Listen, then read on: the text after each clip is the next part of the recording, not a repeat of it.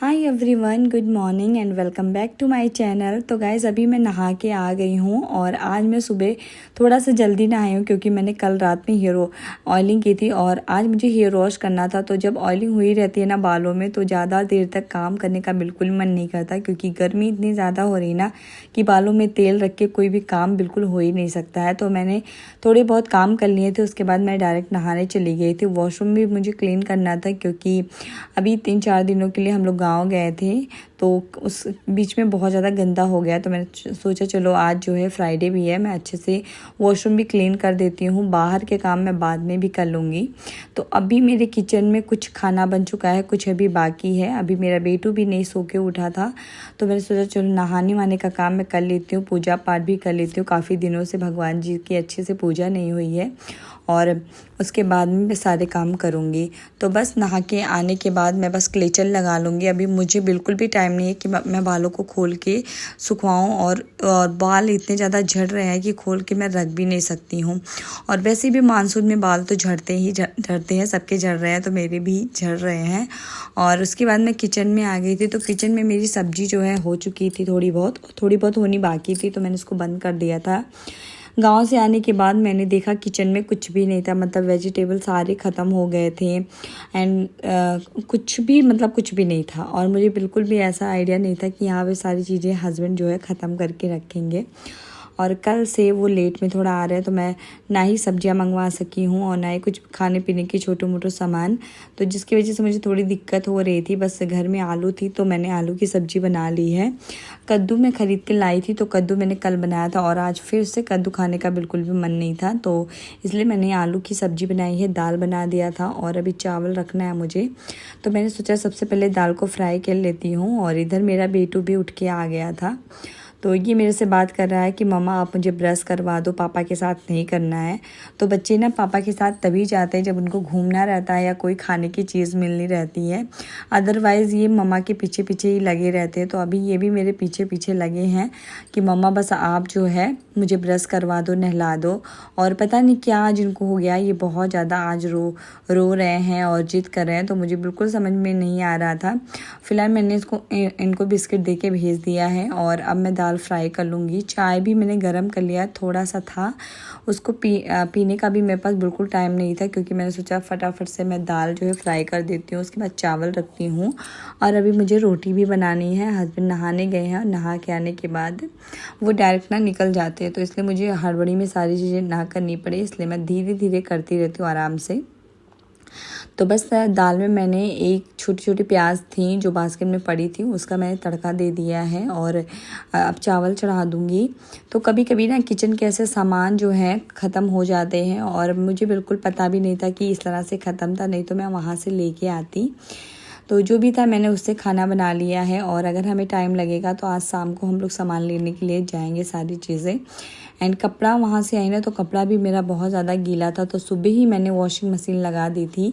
इसमें सारे कपड़े मेरे और बेटू के थे क्योंकि हस्बैंड ने एक दिन पहले ही हमें लेने जाने के पहले उन्होंने अपने सारे कपड़े एंड बेडशीट वगैरह धुल लिया था। तो मेरा थोड़ा सा काम उन्होंने आसान कर दिया है इस बार।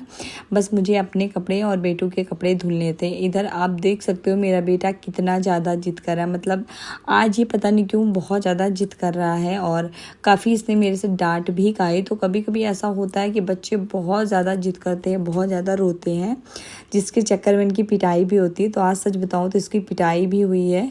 मुझे ना ये बहुत ज़्यादा गुस्सा दिला दे रहा था। एक तो इतने सारे काम मेरे पड़े थे, उस पर पीछे पीछे लगा था और जिद करके रो रहा था। मतलब उससे पीछे पीछे लगता तो कोई बात नहीं थी, लेकिन ये इतना ज़्यादा रो रहा था कि मुझे सच बताऊँ तो गुस्सा आ रहा था। और ऐसी कोई भी माँ नहीं है जो गुस्सा नहीं करती है, तो मैं भी गुस्सा करती हूँ और इसको मैंने खूब अच्छे से डांटा भी और एक चाटा भी लगा दिया था आज मैंने इसको। तो ऐसे जिद करके ये थोड़ी देर में अपने आप चुप हो जाता है, उसके बाद खेलने लगता है। तो ज़्यादा तो जिद नहीं करता, लेकिन हाँ बच्चा है तो कभी कभी इसका भी मूड ख़राब हो जाता है, जिसकी वजह से मुझे थोड़ा सा अपना काम जो है बीच में रुकना पड़ता है, इसको थोड़ा सा टाइम देना पड़ता है, थोड़ा सा पैम्पर करना पड़ता है। उसके बाद ये आराम से खेलने लगता है तो फिर मैं भी आराम से अपने काम करने लगती हूँ। तो मैंने थोड़ा सा इसको टाइम दिया, अच्छे से पैम्पर किया, प्यार किया और उसके बाद मैं उसको बिठा के आ गई हूँ सोफ़े के रूम में।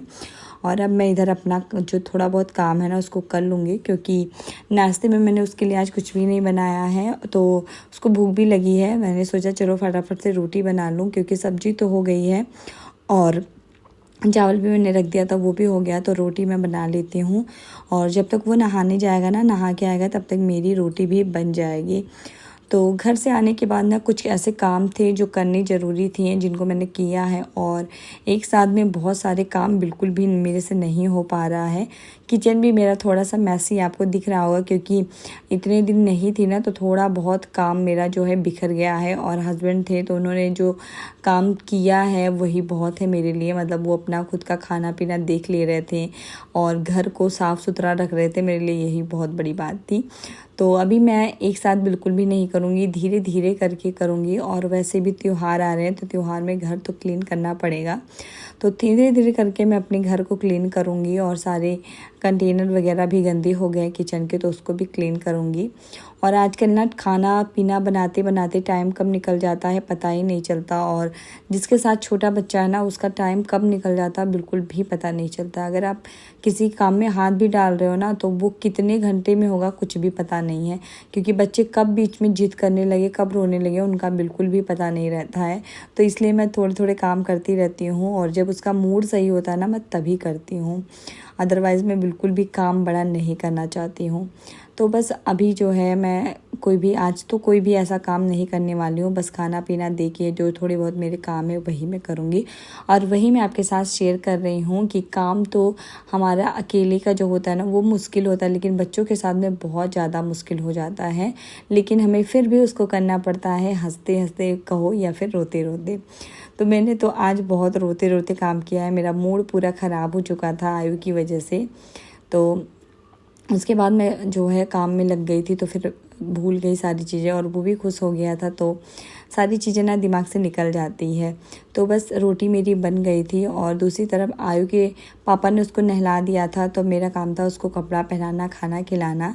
तो यहाँ पे मैं उसको ले आऊँ कपड़ा पहनाने के लिए, और इस टाइम पे मतलब ये नहा लेता है, कभी इसको मैं नहला देती हूँ, कभी इसके पापा नहला देते हैं। तो जो जल्दी नहाता है, मतलब जिसके साथ ये जाना चाहता है उसके साथ ये नहाता है।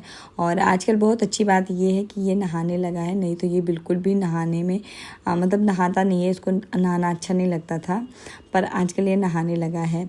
तो बस इसको मैंने कपड़े पहना दिए हैं, और इसको थोड़ी देर मैं टीवी देखने को दूँगी, और तब तक इसके पापा भी आ जाएंगे, फिर इन दोनों का मैं खाना लगाऊँगी। तो खाने में मैं अपने बच्चे को वो सारी चीज़ें देती हूँ जो मैं खुद खाती हूँ, जो हम लोग खाते हैं, जो हमारे घर में बनता है, मैं वही चीज़ें खिलाती हूँ उसको, कुछ भी अलग से नहीं खिलाती हूँ। जैसे अगर दाल सब्जी बनी है तो ये वही खाएगा, अगर पनीर बना है तो ये वही खाएगा, पूरी बनी है तो खाएगा। मैं कुछ भी इसके लिए अलग से नहीं बनाती हूँ, ना ही मैंने इसका कोई अलग से डाइट प्लान करके रखा है। स्टार्टिंग में थोड़ा सा था, बट अब बिल्कुल भी नहीं है। हम लोग जो खाते हैं वो यही खाता है, और बिल्कुल भी हम लोग भी स्पाइसी नहीं खाते, तो इसके लिए भी कोई ऐसा नहीं है कि स्पाइसी मैं नहीं बनाती हूँ। जितनी मिर्ची हम लोग खाते हैं उतनी इसको भी देती हूँ मैं, क्योंकि अगर आप बच्चे की आदत रहती है ना, तो आगे चल के काफ़ी ज़्यादा अच्छा रहता है। अदरवाइज़ आपको खुद परेशान होना पड़ता है, क्योंकि आजकल बच्चे जो है बहुत ज़्यादा नखरा करने लगे, उनको सारी चीज़ें समझ में आती हैं, और वो जो चीज़ें नहीं बोलती है ना, फिर वो उसको नहीं करते हैं, चाहे वो कुछ भी आप उनके साथ कर लो। और एक चीज़ ये है कि मैं अपने बेटे को बहुत कम अब फ़ोन दे के खाना खिलाने की कोशिश करती हूँ। बच्चे हैं वो ना एक दूसरे का देख के सीख जाते हैं, लेकिन मेरी कोशिश यही रहती है कि मैं उसको ज़्यादा से ज़्यादा टीवी दिखाऊं, या फिर टीवी भी कम, वो ज़्यादा से ज़्यादा खेल ही खेलता है। बट कभी रहता ना कि खाना वाना बच्चे बिज़ी रहते हैं तो ज़्यादा खा लेते हैं, तो इसलिए थोड़ा सा मैं उसको टीवी दे देती हूँ देखने के लिए, जिसके चक्कर में थोड़ा अच्छे से खाना भी खा लेता है खुश होके। तो खाना वाना खा के हम लोग बाहर आ गए थे। बाहर जब तक हम लोग खाना पीना खा रहे थे ना, बारिश हो रही थी, काफ़ी ज़्यादा अच्छा मौसम हो गया था। कपड़े तो नहीं सूखने वाले हैं आज, लेकिन ये है कि थोड़ी गर्मी से राहत मिलेगी। तो बाहर आके मैंने सोचा चलो कपड़े भी डाल देती हूँ, नहीं तो कपड़े अंदर रखे रखे बिल्कुल भी नहीं सूखेंगे।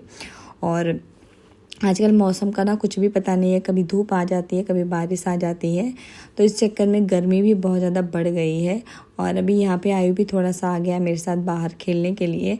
कभी कभी ना वो बाहर भी ऐसे निकलता खेलता है, लेकिन अक्सर मैं उसको अकेले ऐसे नहीं छोड़ती हूँ। मैं जब आती हूँ उसको अपने साथ लाती हूँ और जब अंदर जाती हूँ उसको अपने साथ लेके जाती हूँ, क्योंकि बच्चे हैं ना वो ऐसा कुछ तो नहीं करना चाहते हैं, लेकिन कभी कभी उनसे गलतियाँ हो जाती हैं जिसका पछतावा हमें होता है। हाय गाइस, तो बस मेरा सारा काम जो है ख़त्म हो चुका है। बस बाहर से अंदर आ गई हूँ और बाहर का मौसम आपने देखा कितना ज़्यादा अच्छा हुआ है।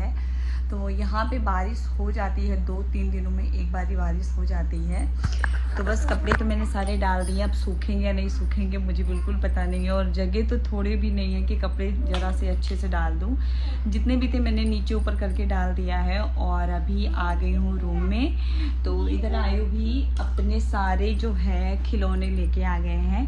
तो मैंने आयु से बोला एक कप चाय बनाते हैं, तो आयु जो है अब मेरे लिए चाय बना के लाया है ना।